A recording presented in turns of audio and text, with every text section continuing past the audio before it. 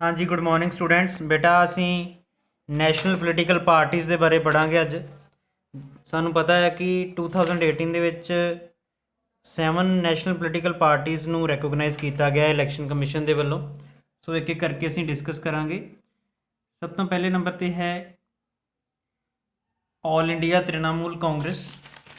ਆਲ India Trinamool Congress party ਜਿਹੜੀ ਹੈ ਇਹਦੀ ਫਾਊਂਡੇਸ਼ਨ ਰੱਖੀ ਗਈ ਸੀ 1 ਜਨਵਰੀ 1998 ਦੇ ਵਿੱਚ, ਔਰ ਇਹ ਫਾਊਂਡੇਸ਼ਨ ਸ਼੍ਰੀ ਮਮਤਾ ਬੈਨਰਜੀ ਜੀ ਨੇ ਰੱਖੀ ਸੀ, ਜੋ ਕਿ ਲੀਡਰ ਨੇ, ਮੇਨ ਹੈੱਡ ਨੇ ਇਸ ਪਾਰਟੀ ਦੇ ਆਲ ਇੰਡੀਆ ਤ੍ਰਿਣਮੂਲ ਕਾਂਗਰਸ ਦੇ।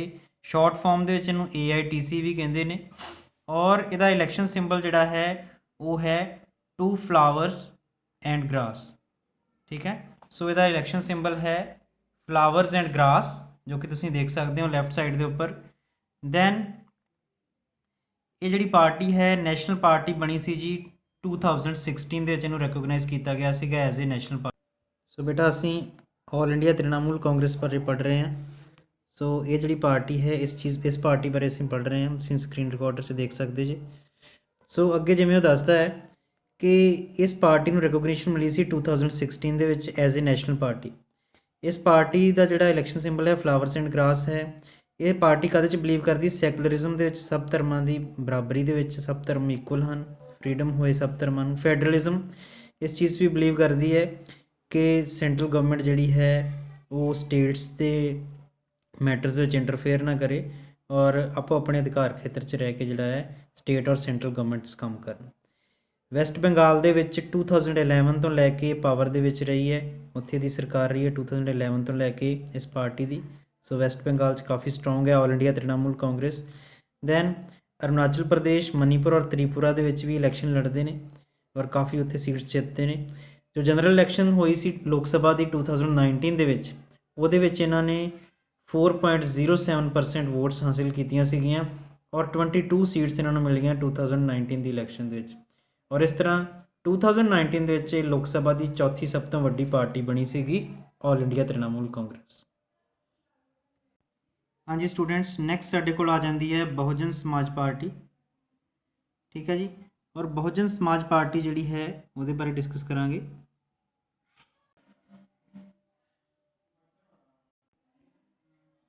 ਸੋ ਬਹੁਜਨ ਸਮਾਜ ਪਾਰਟੀ ਦੀ ਗੱਲ ਕਰ ਰਹੇ ਹਾਂ, ਜਿਹਦਾ ਕਿ ਇਲੈਕਸ਼ਨ ਸਿੰਬਲ ਐਲੀਫੈਂਟ ਹੈ, ਕਿਉਂਕਿ ਵਿੱਚੋਂ ਨੈਟਵਰਕ ਟੁੱਟ ਗਿਆ ਸੀ, ਮੈਂ ਤਾਂ ਕਰਕੇ ਦੁਬਾਰਾ ਕਰ ਰਿਹਾ ਹਾਂ।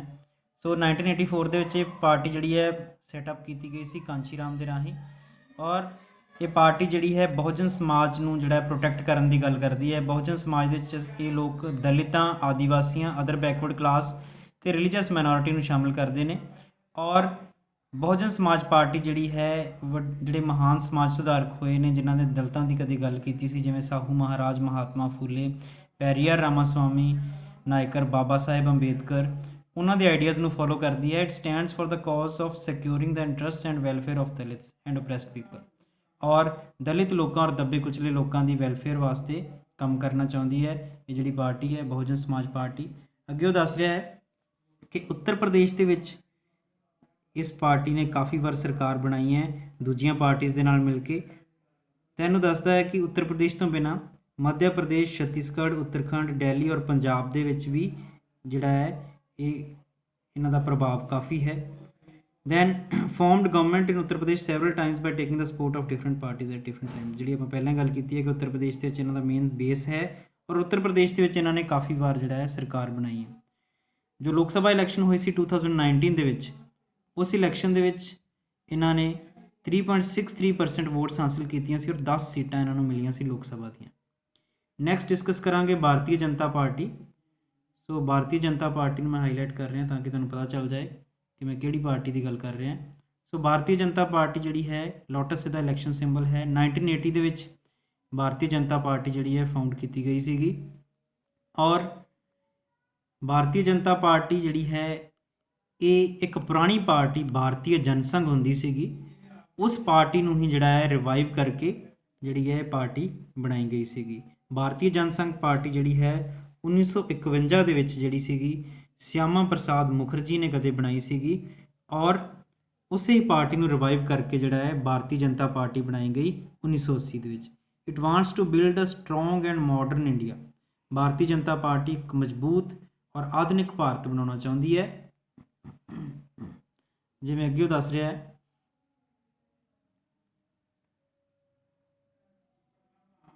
It draws inspiration from India's ancient culture and values. So Hindustan ਦਾ ਜਿਹੜਾ ਪੁਰਾਣਾ ਕਲਚਰ ਸੀਗਾ ਉਹਨੂੰ ਜਿਹੜਾ ਹੈ ਇਹ ਮਹਾਨ ਮੰਨਦੇ ਨੇ, ਉੱਤੋਂ ਜਿਹੜਾ ਇੰਸਪੀਰੇਸ਼ਨ ਲੈਂਦੇ ਨੇ। And Deen Dayal ਉਪਾਧਿਆਇਸ ideas of integral ਹਿਊਮਨਿਜ਼ਮ and ਅੰਤਿਓਦਿਆ। So Deen Dayal ਉਪਾਧਿਆਇਆ philosopher ਹੋਏ ਨੇ, ਉਹਨਾਂ ਦੇ ਆਈਡੀਆਜ਼ ਜਿਹੜੇ ਨੇ ਉਹਨਾਂ ਨੂੰ ਵੀ ਫੋਲੋ ਕਰਦੀ ਹੈ। ਕਲਚਰਲ ਨੈਸ਼ਨਲਿਜ਼ਮ ਔਰ Hindutva is an important element in its conception of Indian nationhood and politics. ਔਰ ਜਿਹੜਾ ਕਲਚਰਲ ਨੈਸ਼ਨਲਿਜ਼ਮ ਹੈ ਜਾਂ ਜਿਹਨੂੰ ਹਿੰਦੂਤਵ ਕਹਿ ਦਿੰਦੇ ਨੇ, ਉਸ ਚੀਜ਼ ਨੂੰ ਵੀ ਇਹ ਫੋਲੋ ਕਰਦੀ ਹੈ ਭਾਰਤੀ ਜਨਤਾ ਪਾਰਟੀ ਔਰ ਲਾਗੂ ਕਰਨਾ ਚਾਹੁੰਦੀ ਹੈ ਇੰਡੀਅਨ ਪੋਲੀਟਿਕਸ ਦੇ ਵਿੱਚ। Wants full territorial and political integration of Jammu and Kashmir with India. ਔਰ ਇਹ ਵੀ ਚਾਹੁੰਦੀ ਸੀਗੀ ਇਹ ਪਾਰਟੀ ਕਿ ਜੰਮੂ ਕਸ਼ਮੀਰ ਨੂੰ ਜਿਹੜਾ ਹੈ ਪੂਰੀ ਤਰ੍ਹਾਂ ਹਿੰਦੁਸਤਾਨ ਦੇ ਨਾਲ ਇੱਕ ਕੀਤਾ ਜਾਏ, ਔਰ ਉਹ ਇਹਨਾਂ ਨੇ ਕਰਕੇ ਦਿਖਾਇਆ ਹੈ, ਕਰ ਦਿੱਤਾ ਹੈ। ਜੰਮੂ ਕਸ਼ਮੀਰ ਦਾ ਸਪੈਸ਼ਲ ਸਟੇਟਸ ਖਤਮ ਕੀਤਾ ਜਿਹੜਾ। ਦੈਨ ਅੱਗੇ ਦੱਸਦਾ ਹੈ ਉਹ ਕਿ ਯੂਨੀਫਾਰਮ ਸਿਵਲ ਕੋਡ ਚਾਹੁੰਦੇ ਨੇ ਹਿੰਦੁਸਤਾਨ ਦੇ ਜਿੰਨੇ ਵੀ ਲੋਕ ਨੇ, ਚਾਹੇ ਉਹ ਕਿਸੇ ਵੀ ਧਰਮ ਦੇ ਹੋਣ, ਉਹਨਾਂ ਦੇ ਵਾਸਤੇ ਇੱਕੋ ਜਿਹੇ ਕਾਨੂੰਨ ਇਹ ਚਾਹੁੰਦੇ ਨੇ ਕਿ ਇਹ ਨਾ ਹੋਵੇ ਕਿ ਮੁਸਲਮਾਨਾਂ ਵਾਸਤੇ ਅਲੱਗ ਕਾਨੂੰਨ ਹੈ, ਹਿੰਦੂਆਂ ਵਾਸਤੇ ਅਲੱਗ ਕਾਨੂੰਨ ਹੈ। ਔਰ ਨਾਲ ਦੀ ਨਾਲ ਇਹ ਚਾਹੁੰਦੇ ਨੇ ਕਿ ਧਰਮ ਪਰਿਵਰਤਨ ਦੇ ਉੱਪਰ ਬੈਨ ਲੱਗਣਾ ਚਾਹੀਦਾ ਹੈ। Its support base increased substantially in 1990s। 1990 ਦੇ ਵਿੱਚ ਦੇ ਦਹਾਕੇ 'ਚ ਇਹ ਬਹੁਤ ਪੋਪੂਲਰ ਹੋ ਗਈ Bharatiya Janata Party. Earlier limited to north and west and to urban areas. ਪਹਿਲਾਂ ਇਹ ਜਿਹੜੀ ਸੀਗੀ ਜ਼ਿਆਦਾ ਪੋਪੂਲਰ ਨਹੀਂ ਸੀ, ਸਿਰਫ ਨਾਰਥ ਵੈਸਟ ਔਰ ਅਰਬਨ ਏਰੀਆਜ਼ 'ਚ ਪੋਪੂਲਰ ਸੀਗੀ। ਲੇਕਿਨ ਹੌਲੀ ਹੌਲੀ ਭਾਰਤੀ ਪਾਰਟੀ ਜਿਹੜੀ ਹੈ ਇਹਦੀ ਪੋਪੂਲੈਰਿਟੀ ਸਾਊਥ ਈਸਟ ਔਰ ਨਾਰਥ ਈਸਟ ਦੇ ਵਿੱਚ ਔਰ ਰੂਰਲ ਏਰੀਆਜ਼ ਦੇ ਵਿੱਚ ਵੀ ਕਾਫੀ ਜ਼ਿਆਦਾ ਹੋ ਗਈ ਹੈ। 1998 ਦੇ ਵਿੱਚ ਜਿਹੜੀ ਹੈ ਇਹ ਪਾਰਟੀ ਪਾਵਰ ਦੇ ਵਿੱਚ ਆਈ ਔਰ ਉਸ ਟਾਈਮ 'ਤੇ ਇਹਨਾਂ ਨੇ ਇੱਕ ਅਲਾਇੰਸ ਬਣਾਇਆ ਸੀ, ਨੈਸ਼ਨਲ ਡੈਮੋਕ੍ਰੈਟਿਕ ਅਲਾਇੰਸ NDA। ਔਰ NDA ਦੇ ਵਿੱਚ ਮੇਨ ਪਾਰਟੀ ਸੀਗੀ ਭਾਰਤੀ ਜਨਤਾ ਪਾਰਟੀ ਔਰ ਹੋਰ ਇਹਨਾਂ ਦੇ ਨਾਲ ਬਹੁਤ ਸਾਰੀਆਂ ਪਾਰਟੀਆਂ ਸੀਗੀਆਂ। ਔਰ NDA ਦੀ ਜਿਹੜੀ ਸੀਗੀ ਪਹਿਲੀ ਵਾਰ ਸਰਕਾਰ ਬਣੀ ਸੀ 1998 ਦੇ ਵਿੱਚ। ਔਰ ਅਗਰ ਅਸੀਂ ਗੱਲ ਕਰ ਲਈਏ 2019 ਇਲੈਕਸ਼ਨ ਦੀ, ਤਾਂ 2019 ਲੋਕ ਸਭਾ ਇਲੈਕਸ਼ਨ ਦੇ ਵਿੱਚ 303 ਸੀਟਾਂ ਲੈ ਕੇ ਪਹਿਲੀ ਸਭ ਤੋਂ ਵੱਡੀ ਪਾਰਟੀ ਬਣੀ ਸੀ ਇਹ ਲੋਕ ਸਭਾ ਦੇ ਵਿੱਚ। ਔਰ ਇਸ ਟਾਈਮ 'ਤੇ ਇਹਨਾਂ ਦੀ ਗਵਰਨਮੈਂਟ ਹੈ NDA ਅਲਾਇੰਸ ਦੀ, ਨੈਸ਼ਨਲ ਡੈਮੋਕ੍ਰੈਟਿਕ ਅਲਾਇੰਸ ਹੈ, ਜਿਹਦੀ ਕਿ ਲੀਡਰ BJP ਹੈ, ਭਾਰਤੀ ਜਨਤਾ ਪਾਰਟੀ। ਔਰ ਇਹ ਪਾਰਟੀ ਜਿਹੜੀ ਹੈ ਇਹ NDA ਨੂੰ ਲੀਡ ਕਰ ਰਹੀ ਹੈ। NDA ਨੇ ਟੋਟਲ 353 ਸੀਟਾਂ ਹਾਸਿਲ ਕੀਤੀਆਂ ਸੀਗੀਆਂ, ਜਿਨ੍ਹਾਂ ਦੇ ਵਿੱਚੋਂ 303 ਸੀਟਾਂ ਇਕੱਲੀ BJP ਦੀਆਂ ਸੀਗੀਆਂ। ਨੈਕਸਟ ਪਾਰਟੀ ਡਿਸਕਸ ਕਰਾਂਗੇ ਅਸੀਂ Communist Party of India. So Communist Party of India ਮੈਂ ਹਾਈਲਾਈਟ ਕਰ ਦੇਣਾ ਤਾਂ ਕਿ ਤੁਹਾਨੂੰ ਕੋਈ ਕਨਫਿਊਜ਼ਨ ਨਾ ਹੋਏ। Let me take the brush, hold on. So ਇਹ ਹੈ ਸਾਡੀ ਕਮਿਊਨਿਸਟ ਪਾਰਟੀ ਆਫ ਇੰਡੀਆ। 1925 ਦੇ ਵਿੱਚ ਇਹਦੀ ਫਾਊਂਡੇਸ਼ਨ ਹੋਈ ਗਈ ਸੀਗੀ ਆਜ਼ਾਦੀ ਤੋਂ ਪਹਿਲਾਂ। ਇਹਦਾ ਜਿਹੜਾ ਇਲੈਕਸ਼ਨ ਸਿੰਬਲ ਹੈ ਉਹ ਹੈ sickle and ears of corn. So ਮੱਕੀ ਦੇ ਸਿੱਟੇ ਔਰ ਦਾਤਰੀ ਜਿਹੜਾ ਹੈ ਉਹ ਇਹਦਾ ਇਲੈਕਸ਼ਨ ਸਿੰਬਲ ਹੈ ਕਮਿਊਨਿਸਟ ਪਾਰਟੀ ਆਫ ਇੰਡੀਆ ਦਾ। ਔਰ ਇਹ ਜਿਹੜੀ ਪਾਰਟੀ ਹੈ 1925 ਦੇ ਵਿੱਚ ਫਾਈਂਡ ਆਊਟ ਕੀਤੀ ਗਈ ਸੀਗੀ। It believes in Marxism, Leninism and secularism democracy. So Communist Party of India ਜਿਹੜੀ ਹੈ ਮਾਰਕਸਵਾਦ ਔਰ ਲੈਨਿਨਵਾਦ ਦੇ ਵਿੱਚ ਬਿਲੀਵ ਕਰਦੀ ਹੈ। ਕਾਰਲ ਮਾਰਕਸ ਔਰ ਲੈਨਿਨ ਦੇ ਜੋ ਆਈਡੀਆਜ਼ ਸੀਗੇ ਉਹਨਾਂ ਨੂੰ ਫੋਲੋ ਕਰਦੀ ਹੈ। ਸੈਕੂਲਰਿਜ਼ਮ, ਧਰਮ ਨਿਰਪੱਖਤਾ ਦੇ ਵਿੱਚ ਵਿਸ਼ਵਾਸ ਰੱਖਦੀ ਹੈ। ਡੈਮੋਕ੍ਰੇਸੀ, ਲੋਕਤੰਤਰ ਦੇ ਵਿੱਚ ਵਿਸ਼ਵਾਸ ਰੱਖਦੀ ਹੈ। Oppose to the forces of secessionism and communism. So ਉਹ ਜਿਹੜੀਆਂ ਤਾਕਤਾਂ ਜਿਹੜੀਆਂ ਕਿ ਦੇਸ਼ ਵਿਰੋਧੀ ਹਨ ਉਹਨਾਂ ਦਾ ਵਿਰੋਧ ਕਰਦੀ ਹੈ ਔਰ ਨਾਲ ਦੀ ਨਾਲ ਧਰਮ ਦੇ ਨਾਮ ਦੀ ਜਿਹੜੀ ਨਫ਼ਰਤ ਹੈ ਉਹਦਾ ਵੀ ਵਿਰੋਧ ਕਰਦੀ ਹੈ। ਸੋ CPM ਦੀ ਗੱਲ ਕਰ ਰਹੇ ਹਾਂ ਅਸੀਂ। CPM ਪਾਰਟੀ ਜਿਹੜੀ ਹੈ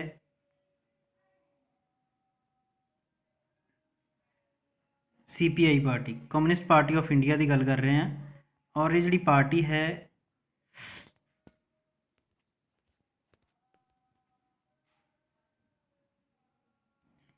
ਹਾਂਜੀ, ਜਿਵੇਂ ਮੈਂ ਗੱਲ ਕਰ ਰਿਹਾ CPI ਦੀ। So it accepts parliamentary democracy. Parliamentary democracy ਦੇ ਵਿੱਚ ਇਹਦਾ ਵਿਸ਼ਵਾਸ ਹੈ ਕਿ ਪਾਰਲੀਮੈਂਟਰੀ ਗਵਰਨਮੈਂਟ ਜਿਹੜੀ ਹੈ ਉਹ ਬਿਹਤਰ ਹੁੰਦੀ ਹੈ ਔਰ ਇਹਦੇ ਰਾਹੀਂ ਜਿਹੜਾ ਹੈ ਐਸੀ ਡੈਮੋਕ੍ਰੇਸੀ ਜਿਹੜੀ ਹੈ ਵਰਕਰਸ ਵਾਸਤੇ ਵਧੀਆ ਰਹਿੰਦੀ ਹੈ, ਕਿਸਾਨਾਂ ਵਾਸਤੇ ਔਰ ਗਰੀਬਾਂ ਵਾਸਤੇ। ਬਿਕੇਮ ਵੀਕ ਆਫਟਰ ਦਾ ਸਪਲਿਟ ਇਨ ਦਾ ਪਾਰਟੀ ਇਨ 1964। 1964 ਦੇ ਵਿੱਚ CPI ਪਾਰਟੀ ਜਿਹੜੀ ਹੈ ਇਹਦੇ 'ਚ ਫੁੱਟ ਪੈ ਗਈ ਔਰ ਇੱਕ ਨਵੀਂ ਪਾਰਟੀ ਇਹਦੇ 'ਚੋਂ ਨਿਕਲ ਗਈ CPIM, ਜਿਹਦੇ ਕਰਕੇ ਪਾਰਟੀ ਕਮਜ਼ੋਰ ਹੋ ਗਈ। Significant presence in the states of Kerala, West Bengal, Andhra Pradesh and Tamil Nadu. और ਇਹਦੀ ਜਿਹੜੀ ਪ੍ਰੈਜ਼ੈਂਸ ਹੈ ਉਹ ਦੇਖ ਸਕਦੇ ਹਾਂ ਅਸੀਂ ਕੇਰਲਾ, ਵੈਸਟ ਬੰਗਾਲ, ਪੰਜਾਬ, ਆਂਧਰਾ ਪ੍ਰਦੇਸ਼ ਔਰ ਤਾਮਿਲਨਾਡੂ ਸਟੇਟਸ ਦੇ ਵਿੱਚ ਹੈ। Its support base had gradually declined over the years, ਔਰ ਇਹਦਾ ਜਿਹੜੀਆਂ ਫੋਲੋਅਰਸ ਨੇ ਕਾਫੀ ਘਟੇ ਨੇ ਪਿਛਲੇ ਕੁਝ ਸਾਲਾਂ ਦੇ ਵਿੱਚ। It secured less than 1% votes and 2 seats in 2019 Lok Sabha elections. 2019 ਦੀਆਂ ਲੋਕ ਸਭਾ ਇਲੈਕਸ਼ਨ 'ਚ ਸਿਰਫ 1% ਇਹਨਾਂ ਨੂੰ ਵੋਟਾਂ ਹਾਸਿਲ ਹੋਈਆਂ ਔਰ ਸਿਰਫ 2 ਸੀਟਾਂ ਇਹਨਾਂ ਨੂੰ ਮਿਲੀਆਂ। Advocates the coming together of all left parties to build a strong left front. ਇਹ ਚਾਹੁੰਦੀਆਂ ਨੇ ਕਿ ਜਿੰਨੀਆਂ ਵੀ ਲੈਫਟ ਪਾਰਟੀਜ਼ ਨੇ, ਜਿੰਨੀਆਂ ਵੀ ਕਮਿਊਨਿਜ਼ਮ ਦੇ ਸੋਸ਼ਲਿਜ਼ਮ 'ਚ ਬਿਲੀਵ ਕਰਨ ਵਾਲੀਆਂ ਪਾਰਟੀਜ਼ ਨੇ, ਸਭ ਇਕੱਠੀਆਂ ਮਿਲ ਕੇ ਇੱਕ ਅਲਾਇੰਸ ਬਣਾਉਣ ਔਰ ਆਪਣੀ ਸਰਕਾਰ ਬਣਾਉਣ। ਨੈਕਸਟ ਪਾਰਟੀ ਅਸੀਂ ਡਿਸਕਸ ਕਰਦੇ ਹਾਂ, that is Communist Party of India Marxist. So brush ਦੇ ਨਾਲ ਮੈਂ ਹਾਈਲਾਈਟ ਕਰ ਦਿੰਦਾ ਤੁਹਾਨੂੰ।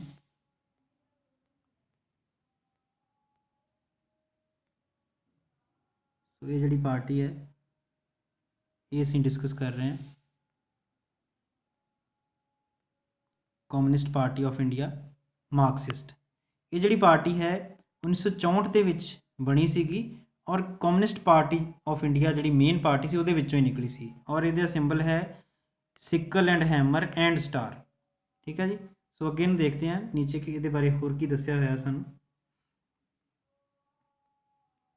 ਸੋ it also follows Marxism and Leninism. Karl Marx ਔਰ ਲੈਨਿਨ ਦੀ ਵਿਚਾਰਧਾਰਾ 'ਚ ਵਿਸ਼ਵਾਸ ਰੱਖਦੀ ਹੈ Communist Party of India Marxist ਵੀ। Supports socialism, secularism and democracy. Secularism ਔਰ ਡੈਮੋਕ੍ਰੇਸੀ 'ਚ ਬਿਲੀਵ ਕਰਦੀ ਹੈ। ਅਪੋਜ਼ਿਸ ਇੰਪੀਰੀਅਲਿਜ਼ਮ ਐਂਡ ਕਮਿਊਨਲਿਜ਼ਮ। ਸਾਮਰਾਜਵਾਦ ਔਰ ਧਰਮ ਦੀ ਨਫ਼ਰਤ ਜਿਹੜੀ ਹੈ ਉਹਦਾ ਵਿਰੋਧ ਕਰਦੀ ਹੈ। Accepts democratic elections as a useful and helpful means for securing the objective of socio economic justice in India. ਔਰ ਇਹ ਮੰਨਦੀ ਹੈ ਕਿ ਡੈਮੋਕ੍ਰੈਟਿਕ ਇਲੈਕਸ਼ਨਸ ਹੋਣੀਆਂ ਚਾਹੀਦੀਆਂ ਨੇ ਔਰ ਉਹਨਾਂ ਇਲੈਕਸ਼ਨਸ ਦੇ ਰਾਹੀਂ ਜਿਹੜਾ ਹੈ ਅਸੀਂ ਸੋਸ਼ਲ ਅਤੇ ਇਕਨੋਮਿਕ ਇਕੁਐਲਿਟੀ ਲਿਆ ਸਕਦੇ ਹਾਂ ਹਿੰਦੁਸਤਾਨ ਦੇ ਵਿੱਚ। ਇੰਜੋਏ ਸਟਰੋਂਗ ਸਪੋਰਟ ਇਨ ਵੈਸਟ ਬੰਗਾਲ, ਕੇਰਲਾ, ਤ੍ਰਿਪੁਰਾ। ਸੋ ਵੈਸਟ ਬੰਗਾਲ, ਕੇਰਲਾ ਅਤੇ ਤ੍ਰਿਪੁਰਾ 'ਚ ਕਾਫੀ ਇਹਨੂੰ ਸਟਰੋਂਗ ਸਪੋਰਟ ਮਿਲਦੀ ਹੈ। ਖਾਸ ਕਰ ਗਰੀਬ, ਫੈਕਟਰੀ ਵਰਕਰ, ਕਿਸਾਨ, ਮਜ਼ਦੂਰ, ਖੇਤੀਬਾੜੀ ਵਾਲੇ ਮਜ਼ਦੂਰ ਔਰ ਪੜ੍ਹੇ ਲਿਖੇ ਲੋਕ ਇਹਨੂੰ ਫੋਲੋ ਕਰਦੇ ਨੇ ਇਸ ਪਾਰਟੀ ਨੂੰ। Critical of the new economic policies. ਨਵੀਆਂ ਇਕਨੋਮਿਕ ਪੋਲਿਸੀਜ਼ ਦੀ ਨਿੰਦਾ ਕਰਦੀ ਹੈ। That allow free flow of foreign capital and goods into the country. So ਇਹ ਪਾਰਟੀ ਨਹੀਂ ਚਾਹੁੰਦੀ ਕਿ ਵਿਦੇਸ਼ੀ ਕੰਪਨੀਆਂ ਨੂੰ ਇੱਥੇ ਇਨਵੈਸਟ ਕਰਨ ਦੀ ਇਜਾਜ਼ਤ ਦਿੱਤੀ ਜਾਏ। It was in power in West Bengal without a break for 34 years. West Bengal 'ਚ ਇਹਨਾਂ ਨੇ 34 ਸਾਲ ਰਾਜ ਕੀਤਾ ਲਗਾਤਾਰ। 2019 ਦੀ ਲੋਕ ਸਭਾ ਇਲੈਕਸ਼ਨ ਦੇ ਵਿੱਚ ਇਹਨਾਂ ਨੂੰ ਸਿਰਫ 1.75% ਵੋਟਸ ਹਾਸਿਲ ਹੋਈਆਂ ਔਰ ਸਿਰਫ 3 ਸੀਟਸ ਇਹਨਾਂ ਨੂੰ ਮਿਲੀਆਂ ਸੀਗੀਆਂ। ਨੈਕਸਟ ਅਸੀਂ ਗੱਲ ਕਰਾਂਗੇ ਇੰਡੀਅਨ ਨੈਸ਼ਨਲ ਕਾਂਗਰਸ ਦੀ, ਜੋ ਕਿ ਸਭ ਤੋਂ ਪੁਰਾਣੀ ਪਾਰਟੀ ਹੈ ਹਿੰਦੁਸਤਾਨ ਦੀ। ਹੈਂਡ ਇਹਨਾਂ ਦਾ ਇਲੈਕਸ਼ਨ ਸਿੰਬਲ ਹੈ ਔਰ ਇਹਨੂੰ ਪੋਪੂਲਰਲੀ ਅਸੀਂ ਕਾਂਗਰਸ ਪਾਰਟੀ ਵੀ ਕਹਿੰਦੇ ਹਾਂ। 1885 ਦੇ ਵਿੱਚ ਏਓ ਹਿਊਮ ਨੇ ਇਹਦੀ ਫਾਊਂਡੇਸ਼ਨ ਰੱਖੀ ਸੀ ਇੱਕ ਅੰਗਰੇਜ਼ ਨੇ, ਔਰ ਉਸ ਤੋਂ ਬਾਅਦ ਇਹਦੇ ਵਿੱਚ ਕਾਫੀ ਫੁੱਟ ਪੈਂਦੀ ਰਹੀ ਹੈ। ਇਹਦੇ ਵਿੱਚੋਂ ਕਈ ਨਵੀਆਂ ਪਾਰਟੀਆਂ ਨਿਕਲੀਆਂ ਨੇ। ਇਹਨੇ ਕਾਫੀ ਮੇਨ ਰੋਲ ਪਲੇ ਕੀਤਾ ਸੀਗਾ ਹਿੰਦੁਸਤਾਨ ਦੇ ਵਿੱਚ ਆਜ਼ਾਦੀ ਤੋਂ ਪਹਿਲਾਂ ਵੀ ਔਰ ਆਜ਼ਾਦੀ ਤੋਂ ਬਾਅਦ ਵੀ। ਨੈਸ਼ਨਲ ਲੈਵਲ ਔਰ ਸਟੇਟ ਲੈਵਲ ਦੇ ਵਿੱਚ ਕਈ ਦਹਾਕਿਆਂ ਤੱਕ ਆਜ਼ਾਦੀ ਤੋਂ ਬਾਅਦ ਵੀ ਜਿਹੜਾ ਹੈ ਕਾਂਗਰਸ ਦੀਆਂ ਸਰਕਾਰਾਂ ਸਾਨੂੰ ਦੇਖਣ ਨੂੰ ਮਿਲਦੀਆਂ ਰਹੀਆਂ। ਖਾਸ ਕਰ ਜਵਾਹਰ ਲਾਲ ਨਹਿਰੂ ਦੀ ਲੀਡਰਸ਼ਿਪ ਦੇ ਅੰਦਰ ਪਾਰਟੀ ਕਾਫੀ ਸਟਰੋਂਗ ਸੀਗੀ ਔਰ ਪਾਰਟੀ ਜਿਹੜੀ ਸੀਗੀ ਬਿਲੀਵ ਕਰਦੀ ਸੀ ਕਿ ਹਿੰਦੁਸਤਾਨ ਨੂੰ ਇੱਕ ਸੈਕੂਲਰ, ਡੈਮੋਕ੍ਰੈਟਿਕ ਔਰ ਰਿਪਬਲਿਕ ਬਣਾਇਆ ਜਾਏਗਾ, ਧਰਮ ਨਿਰਪੱਖ ਲੋਕਤੰਤਰੀ ਰਾਜ ਬਣਾਇਆ ਜਾਏਗਾ। ਨੈਕਸਟ ਅੱਗੇ ਦੇਖਦੇ ਹਾਂ ਹੋਰ ਕਾਂਗਰਸ ਬਾਰੇ ਕਿ ਰੂਲਿੰਗ ਪਾਰਟੀ ਰਹੀ ਹੈ ਸੈਂਟਰ ਦੇ ਵਿੱਚ 1977 ਤੱਕ ਔਰ ਉਸ ਤੋਂ ਬਾਅਦ 1980 ਤੋਂ 1999 ਤੱਕ ਇਸ ਦਾ ਹੀ ਰਾਜ ਰਿਹਾ ਹੈ ਸੈਂਟਰ ਦੇ ਵਿੱਚ। 1989 ਤੋਂ ਬਾਅਦ ਕਾਂਗਰਸ ਦੀ ਜਿਹੜੀ ਪੋਪੂਲੈਰਿਟੀ ਸੀ ਉਹ ਘਟਣੀ ਸ਼ੁਰੂ ਹੋ ਗਈ, ਲੇਕਿਨ ਫਿਰ ਵੀ ਜਿਹੜੀ ਹੈ ਪੂਰੇ ਦੇਸ਼ ਦੇ ਵਿੱਚ ਪ੍ਰੈਜ਼ੈਂਟ ਹੈ ਔਰ ਬਹੁਤ ਸਾਰੇ ਲੋਕ ਇਹਨੂੰ ਪਸੰਦ ਕਰਦੇ ਨੇ। ਔਰ ਇੱਕ ਸੈਂਟਰਿਸਟ ਪਾਰਟੀ ਹੈ, ਨਾ ਲੈਫਟਿਸਟ ਨੂੰ ਬਿਲੀਵ ਕਰਦੀ ਹੈ ਨਾ ਹੀ ਰਾਈਟਿਸਟ ਆਈਡੀਓਲੋਜੀ ਨੂੰ। ਔਰ ਪਾਰਟੀ ਕਾਹਦੇ 'ਚ ਬਿਲੀਵ ਕਰਦੀ ਹੈ? ਸੈਕੂਲਰਿਜ਼ਮ ਦੇ ਵਿੱਚ ਕਿ ਸਭ ਧਰਮ ਬਰਾਬਰ ਨੇ ਔਰ ਵੀਕਰ ਸੈਕਸ਼ਨਸ ਆਫ ਸੋਸਾਇਟੀ ਔਰ ਮਾਈਨੋਰਿਟੀਜ਼ ਦੀ ਵੈਲਫੇਅਰ ਵਾਸਤੇ ਕੰਮ ਕਰਨਾ ਚਾਹੁੰਦੀ ਹੈ। ਇੰਡੀਅਨ ਨੈਸ਼ਨਲ ਕਾਂਗਰਸ ਜਿਹੜੀ ਹੈ ਇਕਨੋਮਿਕ ਰਿਫਾਰਮਸ ਵੀ ਕਰਨਾ ਚਾਹੁੰਦੀ ਹੈ, ਲੇਕਿਨ ਹਿਊਮਨ ਫੇਸ ਦੇ ਨਾਲ, ਕਿ ਐਸੇ ਰਿਫਾਰਮਸ ਹੋਣ ਜਿਨ੍ਹਾਂ ਦੇ ਨਾਲ ਆਮ ਇਨਸਾਨ ਨੂੰ ਕੋਈ ਨੁਕਸਾਨ ਨਾ ਹੋਏ। ਔਰ ਯੂਨਾਈਟਿਡ ਪ੍ਰੋਗਰੈਸਿਵ ਅਲਾਇੰਸ ਜਿਹੜਾ ਹੈ ਉਹਦੀ ਇਹ ਲੀਡਰ ਹੈ ਕਾਂਗਰਸ ਪਾਰਟੀ। ਯੂਪੀਏ ਜਿਹੜਾ ਕਿ ਸਾਨੂੰ ਪਤਾ ਹੈ ਓਪੋਜੀਸ਼ਨ ਪਾਰਟੀ ਹੈ, ਓਪੋਜੀਸ਼ਨ ਅਲਾਇੰਸ ਹੈ ਜਿਹੜਾ ਉਹਦੀ ਲੀਡਰ ਹੈ। ਔਰ 2004 ਤੋਂ ਲੈ ਕੇ 2019 ਤੱਕ ਜਿਹੜਾ ਹੈ ਯੂਪੀਏ ਦਾ ਲੀਡਰ ਰਹੀ ਹੈ ਔਰ 2019 ਦੀ ਇਲੈਕਸ਼ਨ ਦੇ ਵਿੱਚ ਸਿਰਫ 52 ਸੀਟਾਂ ਜਿਹੜੀਆਂ ਨੇ ਉਹ ਇੰਡੀਅਨ ਨੈਸ਼ਨਲ ਕਾਂਗਰਸ ਨੂੰ ਮਿਲੀਆਂ ਸੀਗੀਆਂ। ਲਾਸਟ ਦੇ ਵਿੱਚ ਆਉਂਦੀ ਹੈ ਸਾਡੇ ਕੋਲ ਨੈਸ਼ਨਲਿਸਟ ਕਾਂਗਰਸ ਪਾਰਟੀ। ਸੋ ਨੈਸ਼ਨਲਿਸਟ ਕਾਂਗਰਸ ਪਾਰਟੀ ਬਿਲਕੁਲ ਲਾਸਟ ਪਾਰਟੀ ਹੈ ਜਿਹੜੀ ਕਿ ਅਸੀਂ ਅੱਜ ਡਿਸਕਸ ਕਰਨੀ ਹੈ। ਸੋ ਨੈਸ਼ਨਲਿਸਟ ਕਾਂਗਰਸ ਪਾਰਟੀ ਹਾਈਲਾਈਟ ਕੀਤੀ ਮੈਂ, ਇਹਦਾ ਇਲੈਕਸ਼ਨ ਸਿੰਬਲ ਹੈ ਅਲਾਰਮ ਕਲੌਕ, ਔਰ 1999 ਦੇ ਵਿੱਚ ਇਹ ਬਣੀ ਸੀਗੀ ਕਾਂਗਰਸ ਪਾਰਟੀ ਚੋਂ ਹੀ ਅਲੱਗ ਹੋ ਕੇ, ਔਰ ਇਹ ਕਾਹਦਾ ਸਮਰਥਨ ਕਰਦੀ ਹੈ? ਡੈਮੋਕ੍ਰੇਸੀ ਦਾ, ਗਾਂਧੀਅਨ ਸੈਕੂਲਰਿਜ਼ਮ ਦਾ, ਇਕੁਐਲਿਟੀ ਦਾ, ਸੋਸ਼ਲ ਜਸਟਿਸ ਦਾ ਔਰ ਫੈਡਰਲਿਜ਼ਮ ਦਾ। ਇਹ ਪਾਰਟੀ ਚਾਹੁੰਦੀ ਹੈ ਕਿ ਜਿਹੜੇ ਹਾਈ ਆਫਿਸ ਨੇ ਗਵਰਨਮੈਂਟ ਦੇ, ਜਿਵੇਂ ਪ੍ਰਾਈਮ ਮਿਨਿਸਟਰ ਵਗੈਰਾ ਹੈ ਜਾਂ ਪ੍ਰੈਜ਼ੀਡੈਂਟ ਹੈ, ਉਹ ਸਿਰਫ ਹਿੰਦੁਸਤਾਨ ਦੇ ਬੋਰਨ ਸਿਟੀਜ਼ਨਸ ਨੂੰ ਹੀ ਮਿਲਣੇ ਚਾਹੀਦੇ ਨੇ। ਇਸ ਪਾਰਟੀ ਦੇ ਲੀਡਰ ਨੇ ਸ਼ਰਦ ਪਵਾਰ ਨੇ ਇਸੇ ਕਰਕੇ ਪਾਰਟੀ ਬਣਾਈ ਸੀ ਕਾਂਗਰਸ ਤੋਂ ਅਲੱਗ ਹੋ ਕੇ, ਕਿਉਂਕਿ ਉਹ ਨਹੀਂ ਸੀ ਚਾਹੁੰਦੇ ਕਿ ਸੋਨੀਆ ਗਾਂਧੀ ਨੂੰ ਜਿਹੜਾ ਹੈ ਕਾਂਗਰਸ ਦੀ ਪ੍ਰੈਜ਼ੀਡੈਂਟ ਬਣਾਇਆ ਜਾਏ, ਕਿਉਂਕਿ ਸੋਨੀਆ ਗਾਂਧੀ ਇਟਾਲੀਅਨ ਬੋਰਨ ਹੈ। ਸੋ ਇਹ ਚਾਹੁੰਦੇ ਨੇ ਕਿ ਜਿਹੜੇ ਮੇਨ ਆਫਿਸਿਸ ਨੇ, ਚਾਹੇ ਉਹ ਪਾਰਟੀ ਦੇ ਹੋਣ ਚਾਹੇ ਉਹ ਗਵਰਨਮੈਂਟ ਦੇ ਹੋਣ, ਸਿਰਫ ਹਿੰਦੁਸਤਾਨ ਦਾ ਬੋਰਨ ਸਿਟੀਜ਼ਨ ਹੀ ਉਹ ਲੈ ਸਕੇ। ਮਹਾਰਾਸ਼ਟਰ ਦੇ ਵਿੱਚ ਮੇਨ ਪਾਰਟੀ ਹੈ, ਔਰ ਇਸ ਤੋਂ ਇਲਾਵਾ ਮੇਘਾਲਿਆ, ਮਨੀਪੁਰ ਔਰ ਅਸਾਮ ਦੇ ਵਿੱਚ ਵੀ ਇਹ ਇਲੈਕਸ਼ਨ ਲੜਦੇ ਨੇ, ਔਰ ਉੱਥੇ ਵੀ ਸਟਰੋਂਗ ਹੈ ਇਹਨਾਂ ਦੀ ਪੋਜੀਸ਼ਨ। ਕੋਲੀਸ਼ਨ ਪਾਰਟਨਰ ਹੈ ਨੈਸ਼ਨਲਿਸਟ ਕਾਂਗਰਸ ਪਾਰਟੀ ਮਹਾਰਾਸ਼ਟਰ ਦੀ ਸਟੇਟ ਦੇ ਵਿੱਚ, ਇਨ ਅਲਾਇੰਸ ਵਿਦ ਕਾਂਗਰਸ। ਉੱਥੇ ਕਾਂਗਰਸ ਦੇ ਨਾਲ ਮਿਲ ਕੇ ਜਿਹੜਾ ਹੈ ਇਹਨਾਂ ਨੇ ਕਾਫੀ ਵਾਰ ਸਰਕਾਰ ਬਣਾਈ ਹੈ ਮਹਾਰਾਸ਼ਟਰ ਦੇ ਵਿੱਚ, ਔਰ 2004 ਤੋਂ ਲੈ ਕੇ ਇਹ ਯੂਪੀਏ ਯੂਨਾਈਟਿਡ ਪ੍ਰੋਗਰੈਸਿਵ ਅਲਾਇੰਸ, ਜੋ ਕਿ ਕਾਂਗਰਸ ਦੀ ਲੀਡਰਸ਼ਿਪ ਦੇ ਅੰਡਰ ਅਲਾਇੰਸ ਹੈ, ਉਹਦੇ ਮੈਂਬਰ ਰਹੇ ਨੇ। ਸੋ ਇਹਦੇ ਨਾਲ ਹੀ ਇੰਡੀਆ ਦੀਆਂ ਨੈਸ਼ਨਲ ਪਾਰਟੀਜ਼ ਦਾ ਜਿਹਦਾ ਲੈਕਚਰ ਹੈ ਉਹ ਖਤਮ ਹੁੰਦਾ ਹੈ। Thank you.